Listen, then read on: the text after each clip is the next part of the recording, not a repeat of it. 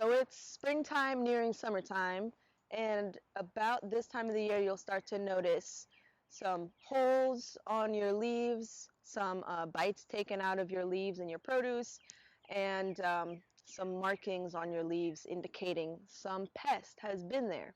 So we're going to talk about a few of those pests that might be attracted and eating your garden and how to take care of them.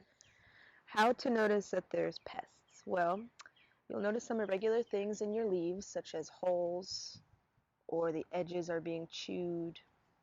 You'll notice a lot of pests like to eat the leafy fibrous parts and leave the ribs there.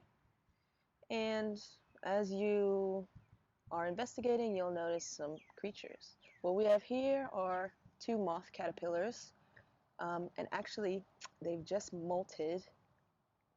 You'll see that the skin here is their skin that they just shed, and this caterpillar is all wet. It looks like it just had a bath because it just came out of its molt. And what these caterpillars will usually do is they'll eat their molt so that they don't leave a clue for a predator to eat them.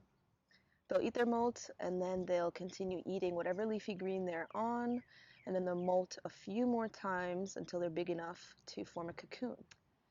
After you get really good at spotting bugs, you'll you'll know what signs to look for. So we talked about the spotting on the leaves, um, looking like there's bites in it. You'll notice caterpillar poop, and we're going to take a look here and see what we find. So there's bites taken out. There's holes in the middle of the leaves. So what I'm going to do is gently look on the underside because I don't want to accidentally grab a spiky caterpillar. Oop. And they reveal themselves to us. So here we have a big furry caterpillar. This is actually the same kind of caterpillar as those furry white ones. This is after a few more molts. So these ones are white when they're really babies, and then as they get older they get darker and darker, and then they get really dark, and then they fall to the ground and become a chrysalis, or they hang themselves up somewhere before they're a moth. Something else we might find here, oops, especially if you are in a damp area or it just rained a bunch, are snails. Snails and slugs are known as pests as well. They'll eat slowly your leaves, and something that the LSU guide says to do if you have snails and slugs is to leave a little like lid full of beer. Apparently they're attracted to it and they end up drowning in the beer. So it's like a trap for them.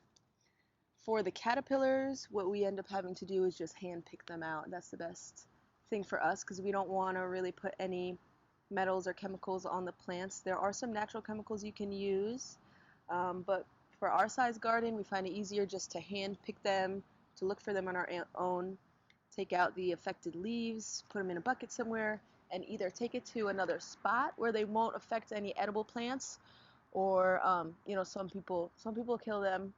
We don't like to do that. If there's another food source they can access that's safe and away from edible food that you're eating, then that's ideal. So if you have a garden like ours, which attracts a lot of pests, you only need to scrounge around for a few minutes until you find, dozens of caterpillars, snails, mites, aphids.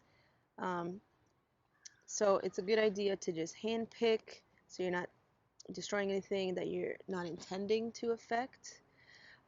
What you can do to deter some pests is put some diatomaceous earth, DE, on your beds because some aphids and some pests burrow in there and that's where they come from. You have to train your eye to spot small caterpillars such as this baby caterpillar, which probably is only a few days old, and then there's this other caterpillar that's hairless. I think it's more of an inchworm, but it definitely does a lot of damage. Another bug you're likely to encounter on almost any plant are aphids, and these are bugs in the plant juice sucking family. So what they do is they arrive in clusters, they suck the plant juices out together, and they can effectively kill your plants. A natural solution to this would be to encourage ladybugs to be at your gardens. So plant a lot of pollinator-friendly plants. Um, as the aphids form, the ladybugs will come. So if you see a few, that's okay. The more aphids there are, the more ladybugs are there, and ladybugs are sort of like Godzilla for the aphids. They kind of mow over them, and they can eat, I think, up to 100 a day. For that reason, it's good to encourage praying mantids also on your garden. If you don't have them, you can order online ladybugs and praying mantid egg cases, and as they hatch, you can just scatter them on your garden. So that was some of the ways that we deal with our pests here. It definitely wasn't the full gamut of pests that you would find on your garden. If for a fuller list in Louisiana, you can find the LSU Garden Guide or the Pest Control Guide, and try to go for the natural pest control managements. There's also something called integrated pest management, and that you follow a series of gardening guides where you have trap crops for pests and ways to mitigate pests and ways that you have less pests on the crops that you actually want to harvest.